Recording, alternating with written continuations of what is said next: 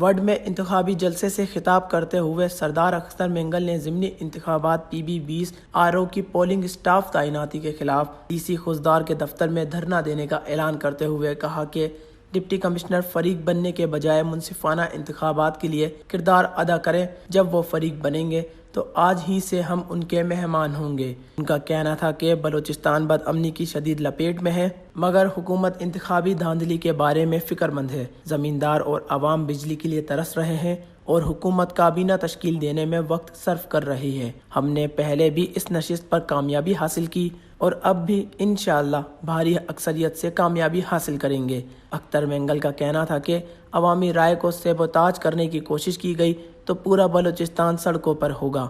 عوام PB-20 میں پرامن الیکشن کے بجائے ماحول کو مزید خراب کرنے کی جانب لے جانا چاہتی ہے، مگر یہاں کی عوام اپنی رائے پر کسی کو مسلط نہیں ہونے دے گی۔ Wash news would.